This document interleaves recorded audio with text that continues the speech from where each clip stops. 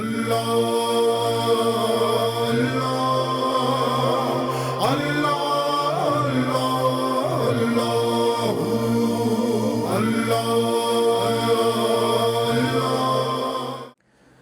اللہ الرحمن الرحیم۔ پروگرام دین کی باتیں، اس پروگرام کے ساتھ میں طارق مسعود آپ کے سامنے اس وقت موجود ہوں، اور میں آج ایک معاشرے میں بہت ہی خطرناک حد تک بڑھتی ہوئی بیماری کہہ لیں آپ اس کو، ایک وبا کہہ لیں، اور ایک بے حیائی کہہ لیں، ایک جرم کہہ لیں، وہ ہے زنا۔ اس پر کچھ بات کروں گا جو مختلف ذرائع سے ہمارے معاشرے میں بہت تیزی کے ساتھ باقاعدہ پھیلایا بھی جا رہا ہے، اور ہمارا نوجوان طبقہ اس سے متاثر بھی ہو رہا ہے۔ زنا کتنی بری چیز ہے، عقل بھی اس کو تسلیم نہیں کرتی، اور قرآن و سنت نے تو اس بارے میں بہت ہی وضاحت کے ساتھ رہنمائی کی ہے۔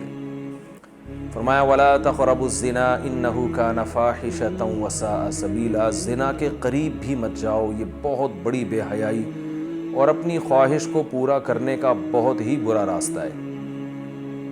آپ نے جانوروں میں بھی دیکھا ہوگا، بہت سے جانور جوڑے بنا کے رہتے ہیں، پیر ہوتے ہیں ان کے، ان میں ایک ایگریمنٹ ہوتا ہے۔ تو اللہ نے جانوروں میں بھی اس کی مثالیں پیدا کی ہیں کہ کچھ جانور بد تہذیب ہوتے ہیں، ان میں کوئی ایگریمنٹ نہیں ہوتا، جب نر کو اپنی خواہش پوری کرنی ہے جس سے چاہے پوری کرے، اس کے بعد ان کا کوئی ریلیشن نہیں ہے، کوئی رشتہ نہیں۔ لیکن ہمیں کچھ بڑے مہذب جانور بھی ملتے ہیں جو باقاعدہ جوڑا بنا کے رہتے ہیں، پھر وہ اپنے بچوں کو مل جل کے پالتے ہیں۔ تو اللہ نے مثال دی ہے کہ تم بد تہذیبی بن جاؤ یا با تہذیب بن جاؤ۔ گدھے گھوڑوں کی طرح زندگی گزارنا چاہتے ہو تو ایسی زندگی گزارو، ایک مہذب انسان بن کے زندگی گزارنا چاہتے ہو تو یہ اصل زندگی ہے جو پیغمبروں کی زندگی ہے۔ مرد اور عورت کی اللہ نے ایک دوسرے کی طرف اٹریکشن رکھی ہے، یہ انسان کی نیچر ہے، اس کو ختم نہیں کیا جا سکتا، اور شریعت نے ختم کرنے کو حلال بھی نہیں قرار دیا۔ حضرت عثمان ابن مظعون رضی اللہ تعالیٰ عنہ سفر میں تھے، انہوں نے عرض کیا یا رسول اللہ، جب ہم سفر میں ہوتے ہیں، اپنی بیویوں سے دور ہوتے ہیں، تو ہم پر یہ دوری بہت شاق گزرتی ہے، خواہش کا غلبہ ہوتا ہے، شہوت کا غلبہ ہوتا ہے، تو اگر ہم اپنے اندر سے یہ قوت ہی ہمیشہ کے لیے ختم کر دیں تو کیا ہمیں اس کی اجازت ہے؟ آپ نے فرمایا نہیں، اس کی تمہیں اجازت نہیں ہے۔ تو اس سے پتہ چلتا ہے یہ نیچر ہے، اللہ نے مرد کے دل میں عورت کی، عورت کے دل میں مرد کی رغبت رکھی ہے، اور دونوں کا ملاپ یہ اللہ چاہتے ہیں، لیکن اس کا ایک غلط طریقہ ہے اور ایک صحیح طریقہ ہے۔ غلط طریقہ وہ ہے جو میں نے آپ کو بتایا، گدھے گھوڑوں کا طریقہ ہے جو ہمارے معاشرے میں رائج ہو رہا ہے، اور ایک جائز طریقہ ہے جو پیغمبروں کی سنت ہے۔ آدم علیہ السلام کا اللہ نے اماں ہوا سے نکاح کیا، حضرت موسیٰ علیہ السلام نے نکاح کیا، ابراہیم علیہ السلام نے نکاح کیا، آپ صلی اللہ علیہ وسلم نے فرمایا وَلِدْتُ مِن نِكَاحٍ لَا مِن صِفَاحٍ، آدم سے لے کے آج تک میرے نسب میں کوئی ایسا بچہ نہیں، ہمارے باپ دادا میں کوئی ایسا شخص نہیں گزرا جو نکاح کے بغیر پیدا ہوا ہو۔ تو اللہ اپنے پیغمبروں کے نسب کی حفاظت کرتے ہیں تاکہ ان پہ کسی قسم کا کوئی داغ نہ لگے۔ تو تمام پیغمبر، ان کے باپ دادا سب نکاح کر کے زندگی گزاری ہے، اور ان کی اولادیں نکاح سے پیدا ہوئی ہیں۔ عجیب بات ہے، پیغمبروں کے آباء و اجداد میں مشرک تو گزرے ہیں لیکن زانی نہیں گزرتے، اللہ پیغمبروں کی حفاظت کرتے ہیں، اس لیے کہ اللہ کو زنا سے بہت زیادہ نفرت ہے، اور اسلام میں زنا کی سزا بہت سخت ہے۔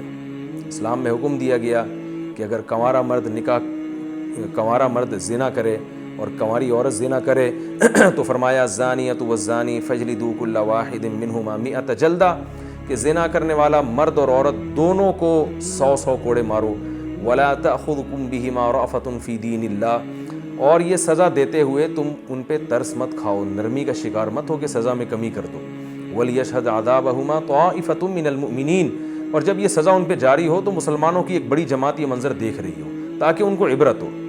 حالانکہ اللہ تو ستار العیوب ہے، اللہ کو تو عیبوں پہ پردہ ڈالنا پسند ہے، اس کے باوجود اللہ کو زانی سے اتنی نفرت ہے کہ اگر گواہوں سے ثابت ہو جائے، 4 گواہوں سے کہ اس نے زنا کیا ہے، اللہ کہتے ہیں اس کو تمہیں معاف کرنے کی اجازت نہیں ہے، حکومت پر لازم ہے کہ اس کو چوک میں کھڑا کر کے سزا دے۔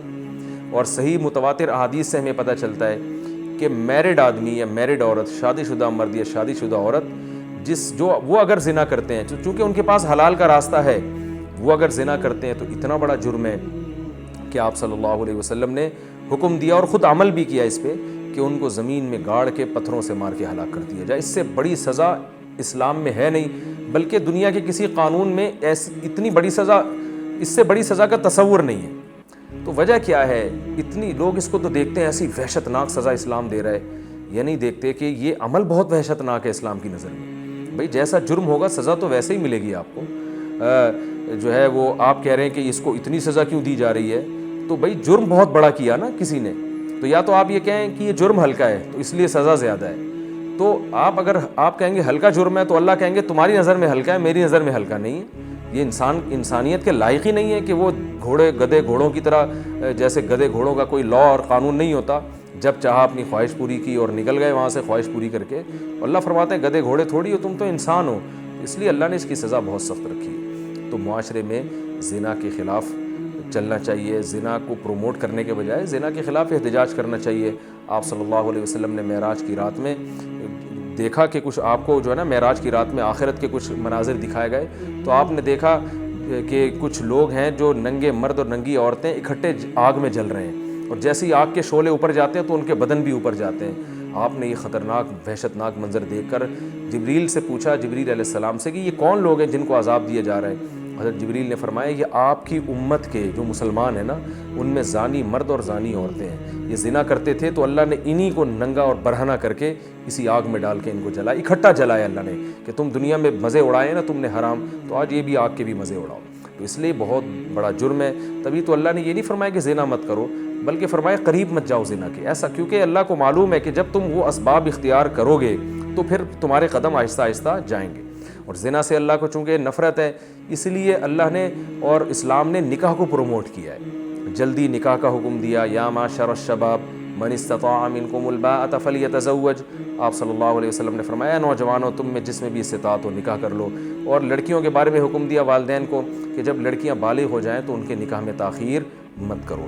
اور نکاح کو سادہ بنانے کا حکم دیا, بہت زیادہ بکھیڑے مت کرو تاکہ نکاح میں تاخیر نہ ہو. آپ دیکھیں ہمارے یہاں بول تو 40 سال میں جا کے شادیاں ہو رہی ہیں, پھر ہونے کے بعد منگنیاں چلتی ہیں پتہ نہیں کتنے سال, پھر اتنا خرچہ ہوتا ہے کہ ایک عام آدمی کہتا ہے جب تک میں اتنا اسٹیبل نہیں ہو جاؤں گا میں نکاح نہیں کر سکتا. تو آپ صلی اللہ علیہ وسلم نے نکاح کو آسان بنانے کا حکم دیا.